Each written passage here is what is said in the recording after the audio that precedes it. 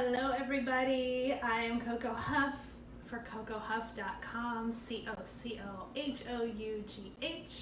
Welcome to the live stream for tonight. We are making corned beef and cabbage in preparation for St. Patrick's Day. And all right, I'm gonna make sure I can see myself, make sure I can see your comments, and just give me a few minutes, and then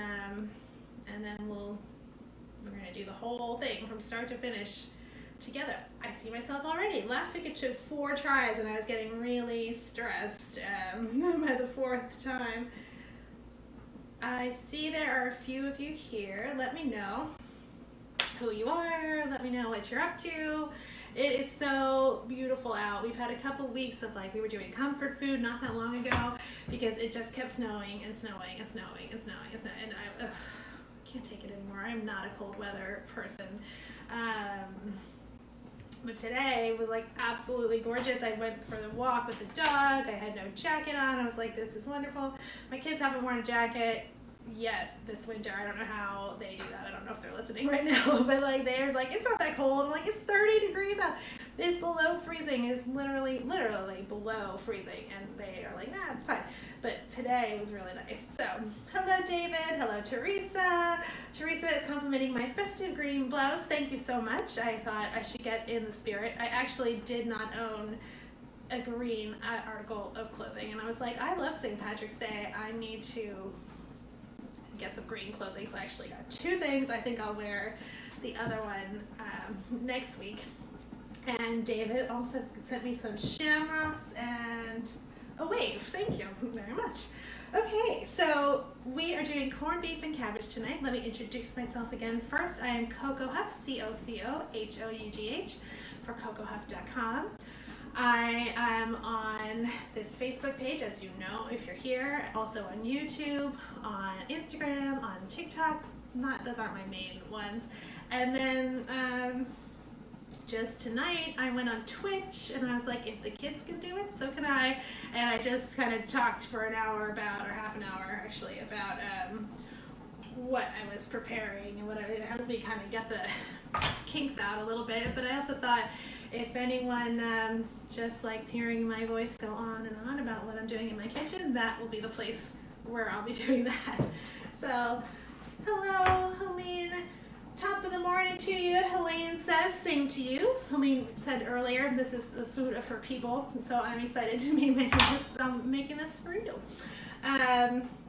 Okay, so corned beef. The reason we're doing this today and not next week before St. Patrick's Day is so that if you are going to make it yourself, you have time for the curing of the meat to happen. So the curing itself takes anywhere from 5 to 10 days.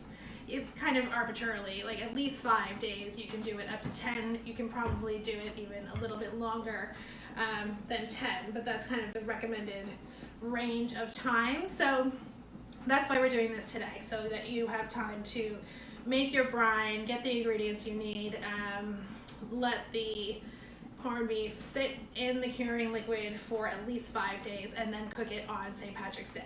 So we are going to get to all of that. It's a little bit like the turkey week. We did the brine, and then we took one out of the brine, and then we cooked one, and then remember that turkey one? If you were not there for that, go back. It was really it was like a tap dance, the turkey tap dance I was calling. But we're doing that today. Again, we're going to do each stage. But we're actually starting from the end.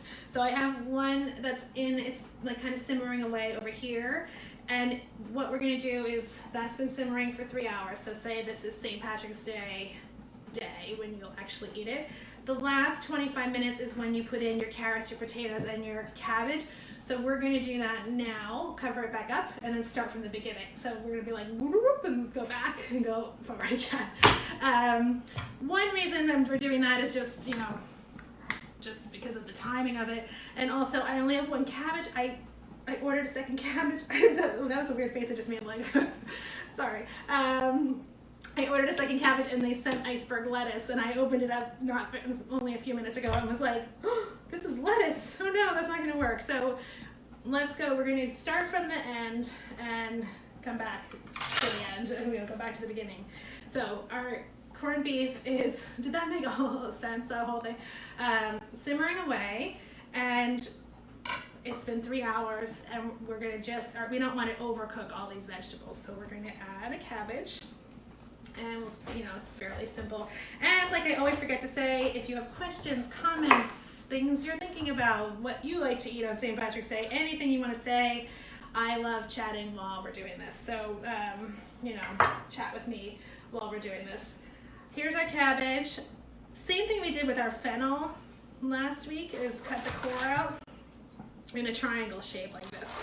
And that just makes it very simple to get it out in one piece. If it was iceberg, like the iceberg that they sent me, you would like hang it on the counter to get that out, which we'll do some other time. I'm gonna cut it into big wedges. Maybe, yeah, maybe I could have done this twice. Because do I need more than 4 of these? And I don't know. I'll put 4 in for now and see what happens. I like other cabbage dishes too. Put 4 of those in. I peeled most of my carrots already except for one. I think I've done before. I said I don't always peel carrots. I almost never peel carrots actually, because all the nutrients are in their skins and it's fine. But when you're really going to see them, like you are in this case, where they're on the platter, then I do peel them. So we'll peel those and cut them up in a second. And I'll peel some potatoes. These have been scrubbed. So this is like the end of the preparation, like I already said. On St. Patrick's Day, you have your meat and you're adding all these good vegetables to it for the last like half an hour, 25 minutes to half an hour, just to simmer in the liquid that the beef has been simmering in, and then it gets all that flavor. There's a lot of salt in that liquid, which we're going to see, and a lot of flavor. So our potatoes will have that flavor, our cabbage will have it. And you can put in as much as you want. If you want 2 cabbages, if you want the whole thing, like I'm not doing right now, that's fine. And there are some really delicious ways to use that up after the fact too, if you don't eat all of it. Which I thought next week, I thought we'd do like a Guinness stew or something like that. But I also was thinking, I don't know if we could do both. I have to think about it. But I love colcannon. I don't know if anyone out there also loves colcannon. It's a mixture of like smashed potatoes with cabbage, and sometimes you could use kale, but usually cabbage or Brussels sprouts and scallions, and all kind of like crisped up together. I absolutely love that. So the reason I'm mentioning it right now is if you made all of this and had more cabbage and more potatoes that you've simmered in with your corned beef, and then you have too many to use up, you make that, and that is delicious. And we're going to talk about what else to make with your corned beef, especially because I have 6 briskets here that I've been working with. I'm going to have plenty of corned beef. It's going to be like the Forrest Gump of the Bubba Gump of what am I saying? The Bubba Gump of corned beef is what I'm trying to say. Okay, so I'm going to just cut the potatoes in half. I didn't peel those in advance because I didn't want them to turn black, which potatoes do pretty quickly once they're peeled. There's our potatoes. And the carrots, I think I'll just do them pretty large.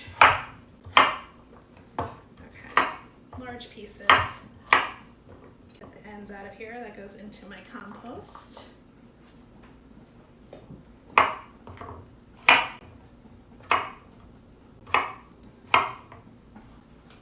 Yeah, so like I said, however much you want, as long as it fits in the liquid. And now we're doing a total spoiler. You ready for a spoiler? So at the end, we're going to plate it and take it out. So it's not a total spoiler, but you are going to see what's going on in this pot so that I can get these vegetables going. So let's do that. Okay.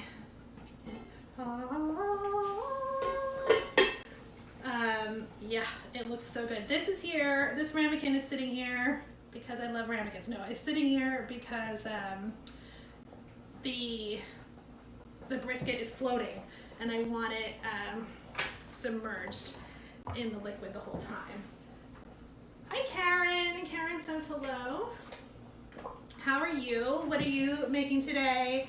I'd love to hear what everyone's plans are. It's not going to be the most active St. Patrick's Day ever. Let me take this ramekin out for a second. Hold on. Whoops. Bringing you back. So, hi Karen. Good to see you.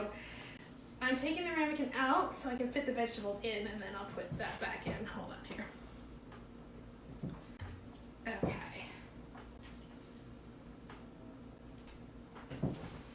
All right, so I'm fitting all of the vegetables kind of, you know, they're submerged. You could also steam them, but I like them to have the flavor of the liquid. Oh, the potatoes, where are they gonna go? This liquid, I kind of tasted it before with a spoon, and it is so good. It's salty and delicious. We're just tucking everything in there. So again, for Karen and anyone who joined more recently, this is what you do on St. Patrick's Day. So you've already done the rest of what we're gonna do. Hi Jen, how are you? So yeah, thank you. Jen's saying that's a good idea with the ramekin. Yeah, I do it for the brining process and for this cooking process to just hold everything down. Otherwise it's not as even, and it's not, you know, it's a little bit harder to manage. I think the potatoes are holding that down now. So doesn't that look beautiful already? It just looks so nice. So I hope it kind of cooled down from putting all the cold vegetables in, but I'm covering it back up. Okay. Turn the heat up a little bit. That is my enameled cast iron pan, but we're gonna do the next one in like a regular stainless steel large stock pot. You could actually do this in a crock pot too, just simmering on high for 3 hours or so that you have choices for this. Karen says, I said, what did you have today? Today it's spicy shrimp with orzo. That sounds delicious. That sounds really good, actually. Love that. I love everything. Okay, so let's go back to the beginning now. So the process, you can buy a corned beef at the store that's already been through the curing process and the spice process and all that, but it's fun and it's delicious to make your own. So, you know, that's what we're doing here. So I'll kind of stop us at the point where you would start up if you were buying one that's already corned. So let's talk about the corning process. So the word corned in this case doesn't mean anything to do with actual corn. It has to do with the size of the grains of all the different spices and things that we're putting in. So for instance, you know, this bowl has 3 of our ingredients. It has the cloves, the junipers, and the allspice berries. I just realized while I was talking that I need to get my peppercorns out, so I will do that in a minute. So that in Old English was called corns, like the kernels of corn. So that's why this is called corned beef. What was my point about that? So what we're going to do is make this curing liquid and talk about all the ingredients. But we're going to start with 2 quarts of water. So that's 16 cups. A quart is 8 cups. We're going to do 16 cups of water into this pot. So Helene, I saw you just said also it's a good idea with the ramekin. That is, right?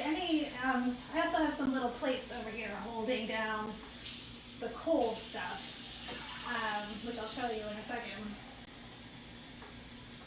Any heat resistant thing is great for holding stuff down. All right.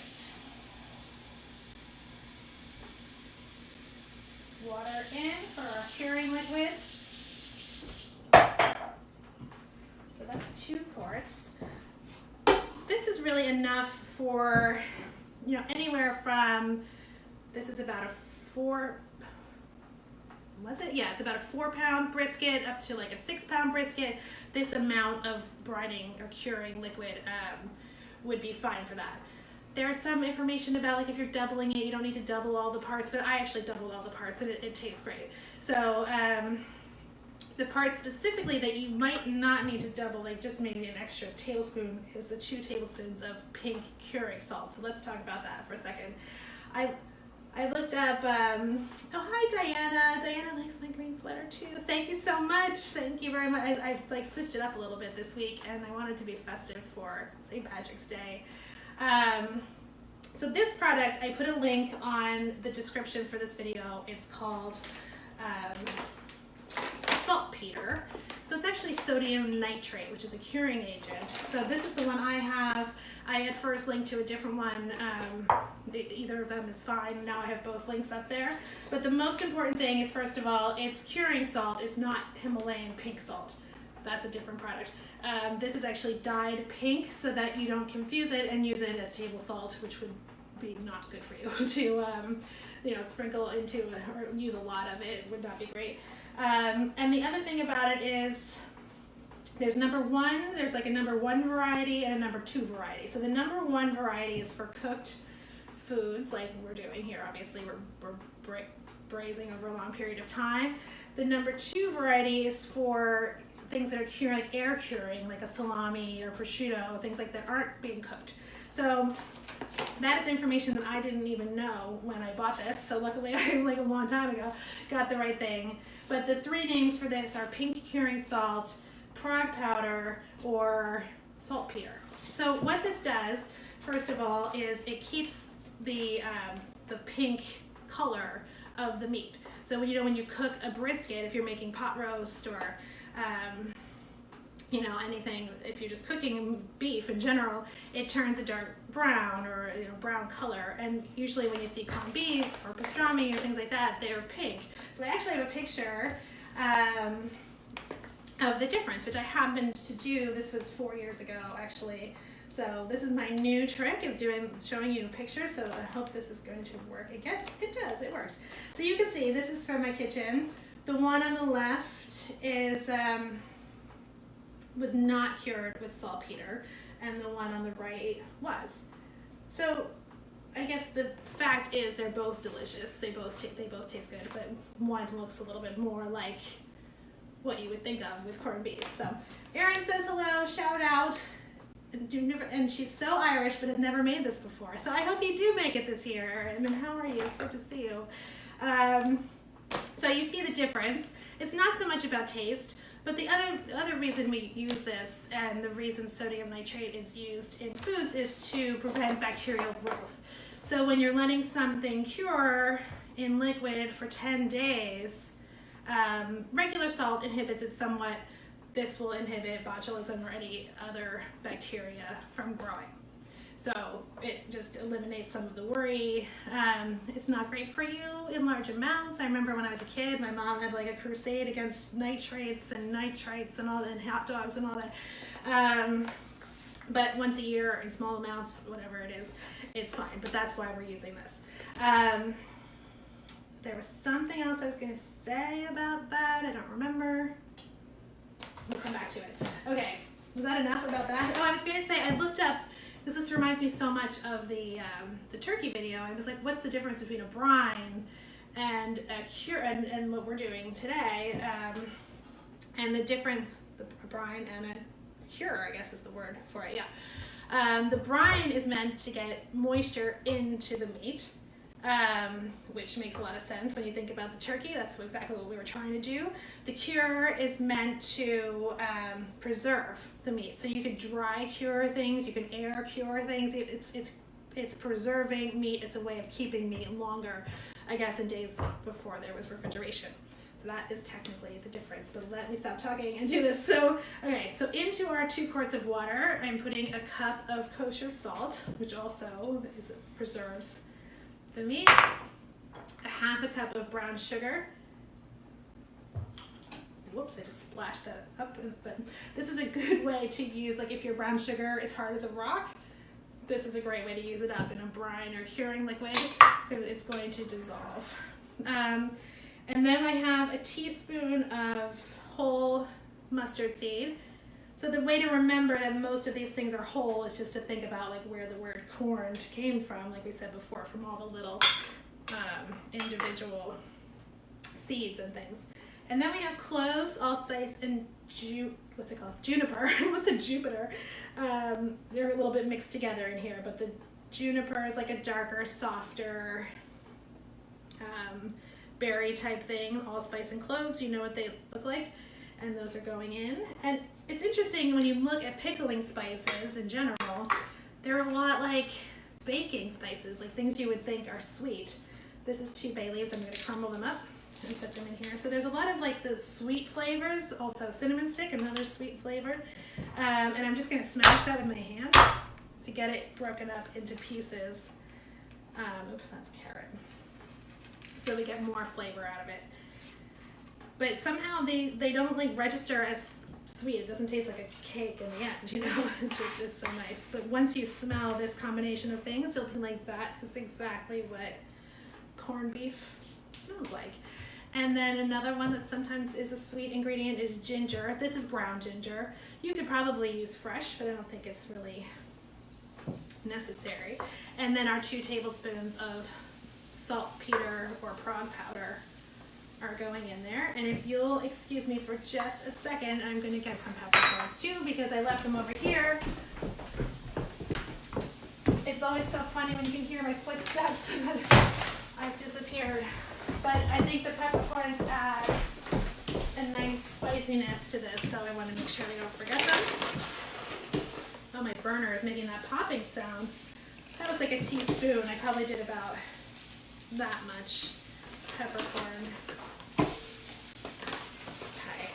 so that's like sizzling away, but let's take a look.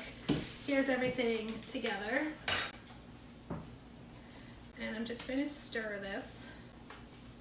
So at this point, there's a lot, all the salt and everything is at the bottom. You can see that on my spoon. So the reason we're heating this, we're not going to use it hot. We're heating it to dissolve the salt, dissolve the sugar, and kind of infuse the liquid with all the flavors of the spices and the bay leaves and everything that we just put in there. So what you'll do is bring this up to a simmer. Make sure everything is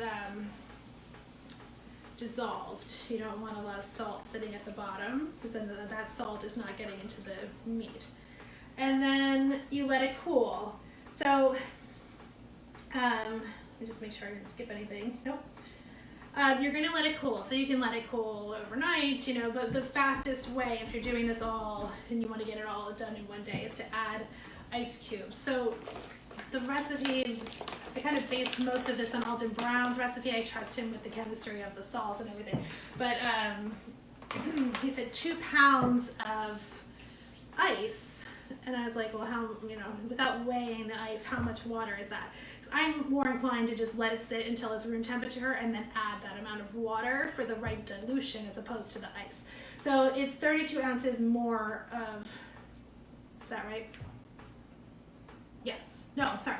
No, it's another 2 quarts. So 16 ounces more of water gets added to this after it's cool. So either in the form of ice to make it cold right away, or you chill it and then add just water to that, which is what I did. Does that make sense? All right, let me know if you have questions. I'm happy to repeat any of that. So we have our brine. That is sitting there now. And now I'm going to magically switch out one that's done. And we're going to put our meat in it. So it's kind of amazing how the brown sugar makes it so dark. I use dark brown sugar in this one actually, but it gives it a lot of color. It smells fantastic already, and you can see it's been infused. I think the juniper also makes it dark like that. It's been infused with all those flavors. So we're going to take our meat and put it in there. I bought a lifetime supply of juniper berries. So you can make like some choucroute, like an Alsatian sauerkraut dish with that. I was trying to experiment with non-alcoholic drinks that taste like gin, and moderate success with that. But I do like that. You can make them almost like a tea. And wait, before I do this, I'm going to show you the meat. And I like the way they taste. So this is our brisket. So I like some fat on the corned beef. I think it, like when you slice it and it has that little strip of fat at the top of each slice, I think that's delicious. If it had a ton of fat, you would cut it off.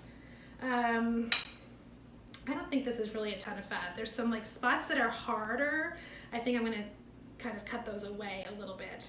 And you don't have to do anything else to this because it's all getting, you know, put into a bath of salt and everything. So any spots that are kind of too thick or too hard, cut away a little bit of the fat. There's sort of two shapes that a brisket can come in. This is a flat cut brisket. This is a half of a flat cut brisket. The other half would be here. And then I think the other kind is called round cut, not like a top round. You don't see it as much, but there's another piece that sits on top of this, and there's actually fat that runs in between.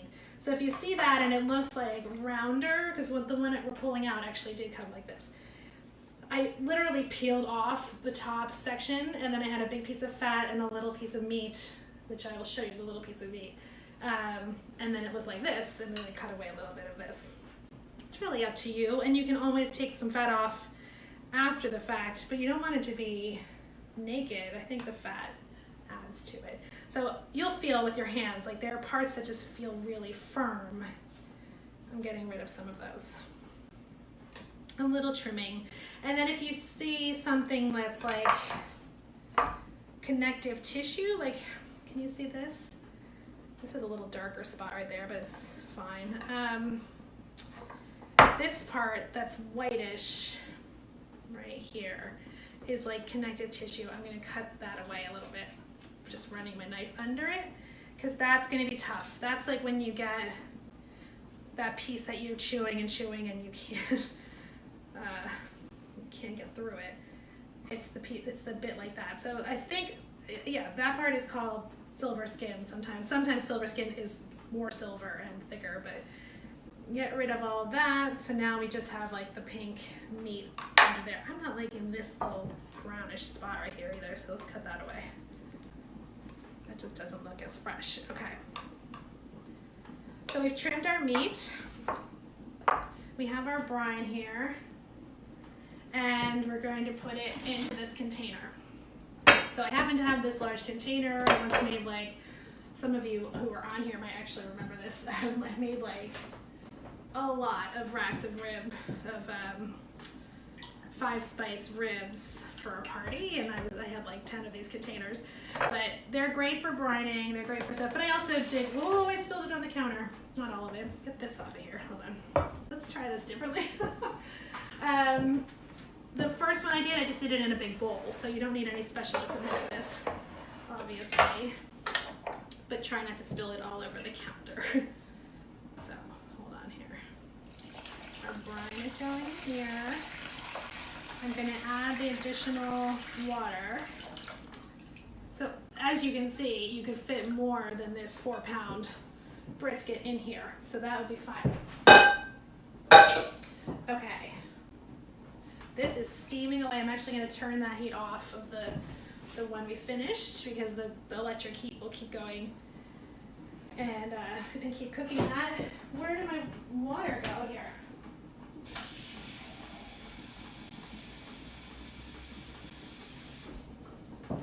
That's 2 cups. I'm going to put 2 more.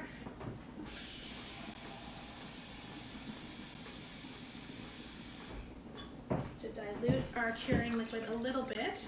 And now this brisket is going in here. So, like I said, first of all, submerge.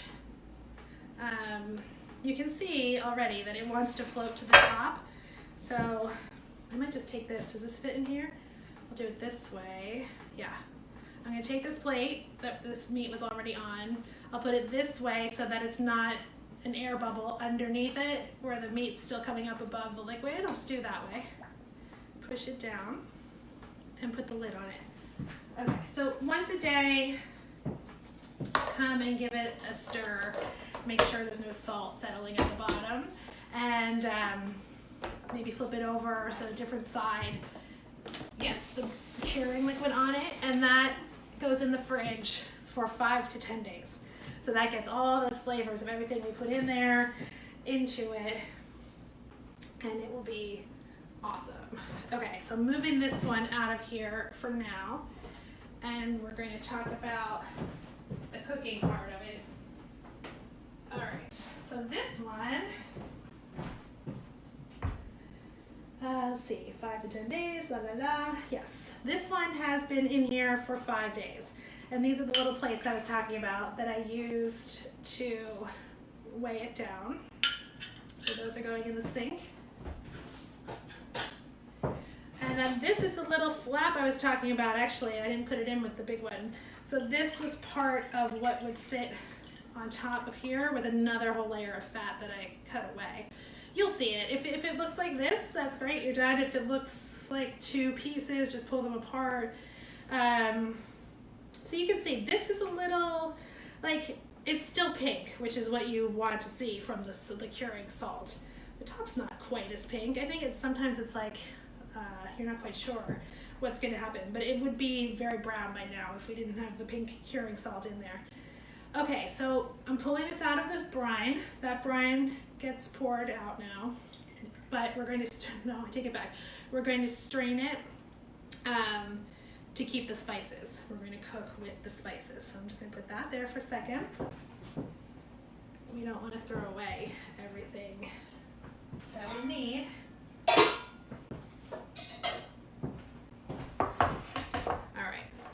So, like many things that we've done on here, it's actually very simple, but we're doing like 3 of them right now, so you know you're not doing it all at once when you do it yourself.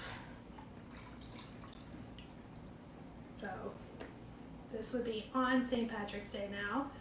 You pull out that meat, strain your curing liquid, and then you'll see we have all this still. So this is everything we just put in, the bay leaf, the junipers, cinnamon, everything that we put in.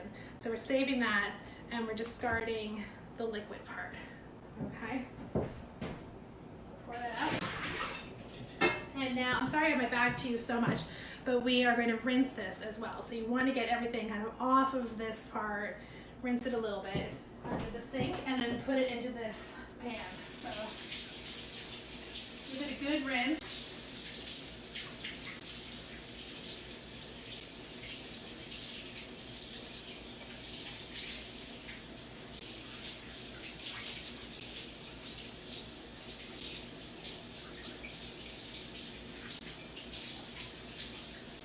Yeah, for a few minutes actually, when you're doing it yourself, to get all the curing salt off of it, you want to do that. Okay, and then I'm filling it with water just to cover it.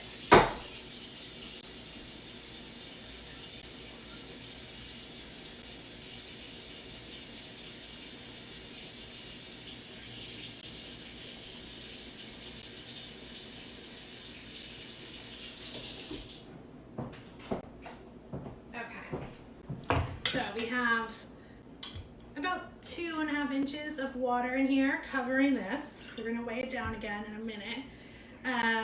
All these spices are going back in, and this liquid is going to take on just really delicious flavor from the meat and the curing and the spices. And we're also going to add an onion and a whole head of garlic.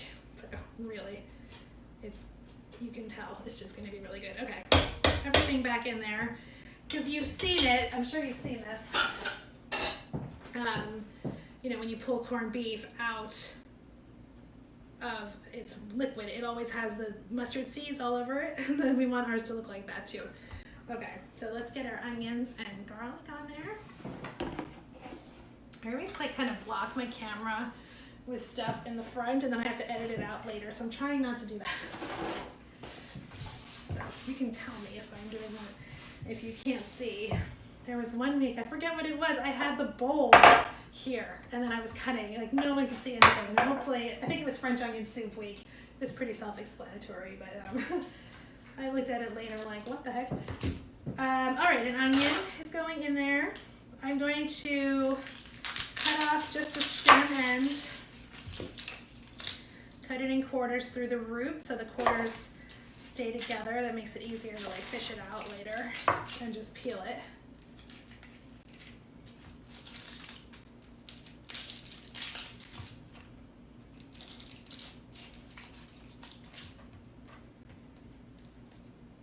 Okay, and then throw that in the water. Someone suggested putting this underneath it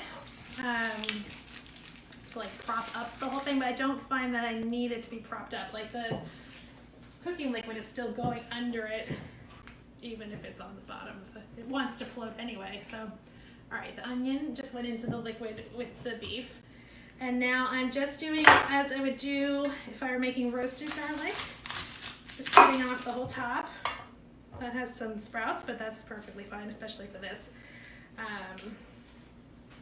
And I'm going to place this like upside down in the liquid to get the flavor of it all into our corned beef.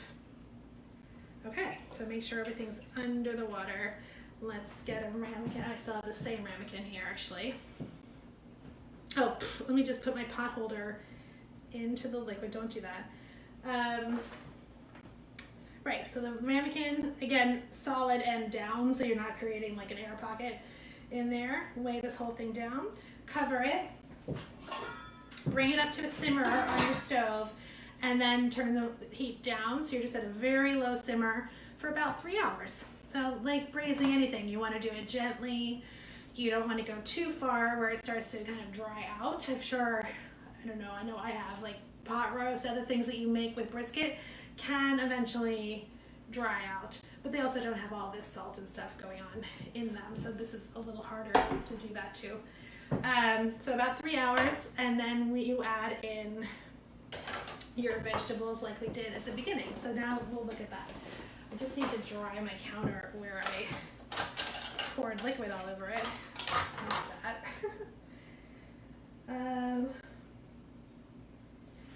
Yeah, let's clean up a little bit. I also read about the history, the history of this dish. I mean, it's typically, from what I understand at least, and correct me if this is wrong, it's an Irish American dish primarily, but the roots of it are, of course, certainly in Ireland, where beef production has like a history that's tied to British colonization, really. So they kind of went through different phases of beef production and not beef production, but the method of cooking was used with pork and lamb and other things, the corning of meat to preserve it. So then when the Irish came to America, the Eastern European Jews were also in America at the same time coming over, and they were selling brisket at kosher markets, and it became sort of a cross-cultural dish. And if you think about it, like New York delis always serve this, and then the Irish also. So there's an interesting article, I'll actually put a link to it, through the Smithsonian that goes through the whole thing if you're interested in that. But I find it fascinating. I find any cultural food fascinating, and especially where groups come together and how the food influence each other, how people influence each other with food. So as far as I know, that's the part I was going to say. Correct me if I'm wrong, but it's not really, like St. Patrick's Day is not celebrated in Ireland the way we do it. It's a religious holiday, and it's very different, although it is a lot of fun here. Oh wait, let me flip this cutting board over, because I had the meat on it. Let's do that. So, oh, I keep hitting that button every time. All right, flip this, move these things, rinse them off.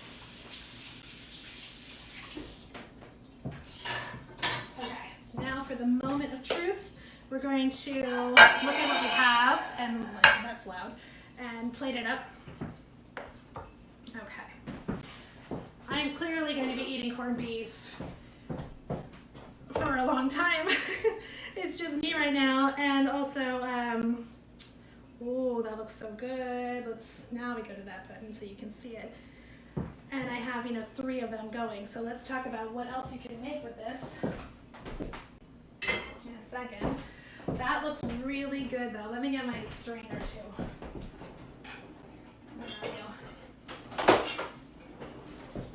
Alright. I have this big spoon. I'm going to test the potatoes first.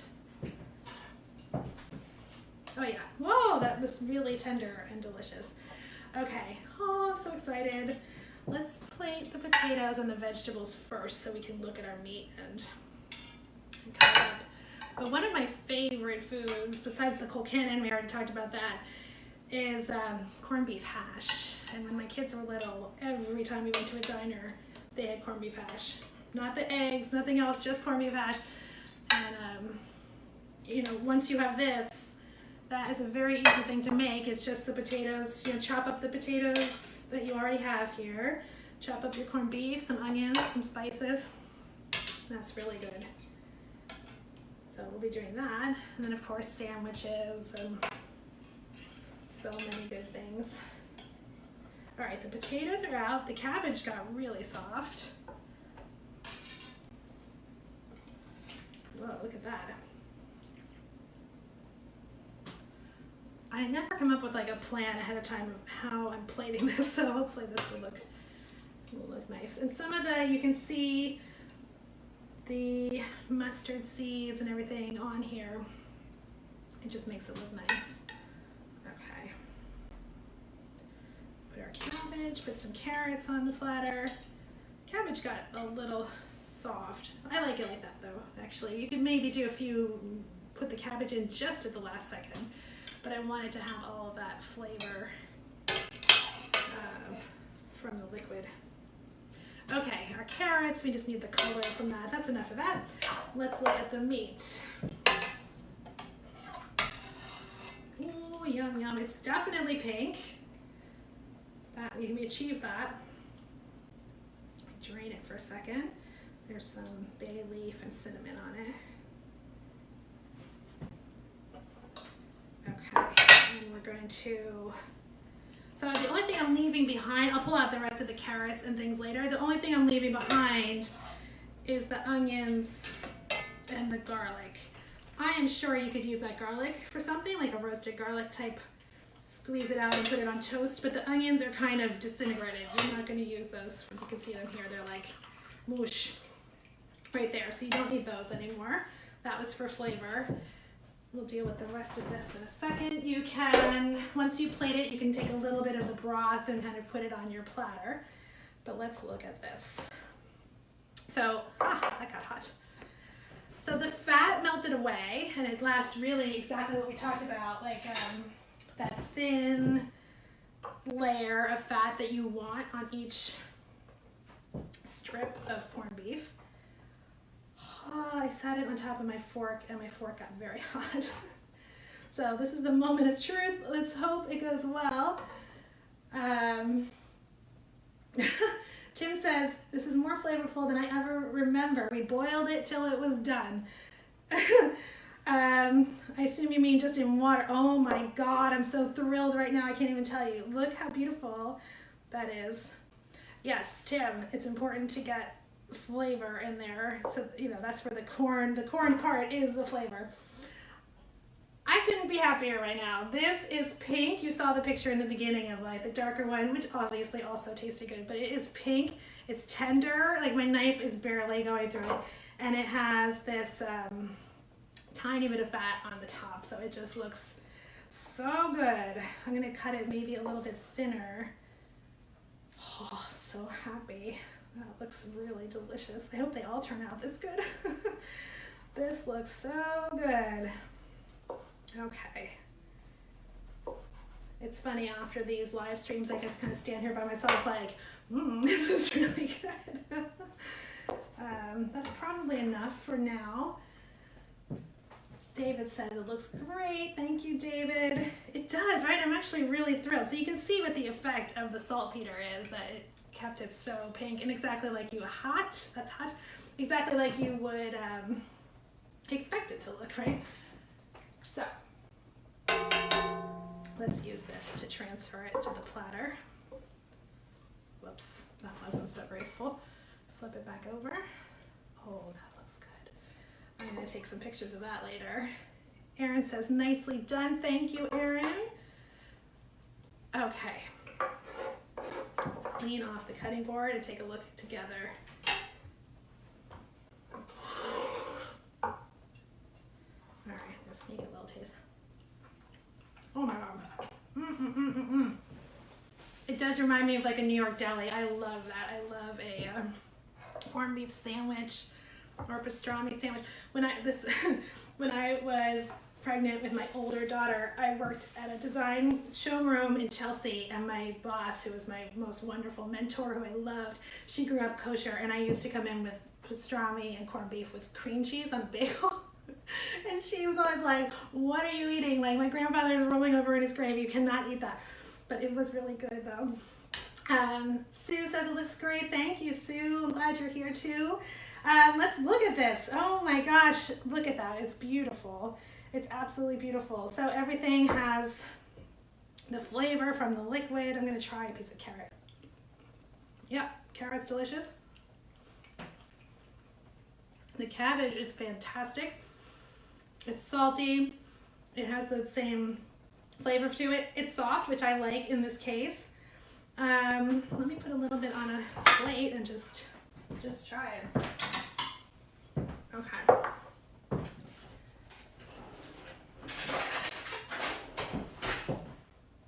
Helena says, I've never corned my own. I must try it. So I do recommend it. This has just a nice, fresh flavor to it, and it's really good. And it's a fun thing to do. I like having a project where I'm like babysitting it for a week and hoping it's going to turn out, and then it does, and it's great. So, all right, corned beef and cabbage. It's so good. It's perfect. It's perfect. I hope you make this. It tastes exactly like what you would hope it tastes like, and it also tastes very like fresh and delicious and wonderful. So here we are. We did the whole thing. We did it from start to finish and back again, and it really wasn't hard. So everything we did tonight, you will do over the whole next week, and then enjoy this dish on St. Patrick's Day.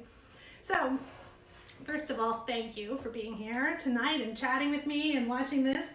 Oops, I have a little piece of it. Oh, also, let me just show you, I have this grainy mustard. I happen to love like a nice grainy mustard with that, so you can serve that on the side, just put a little bit on your plate. That's also very nice. So we are doing one more St. Patrick's Day week since we needed the week ahead to do this one. So we still have next Tuesday, we'll do a stew. We'll try to sneak in a little cold cannon, or at least we'll talk about that as well.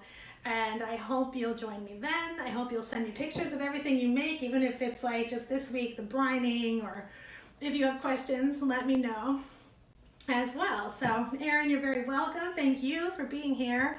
And I hope to see you all next week, Tuesday at 7 p.m. Thank you so much.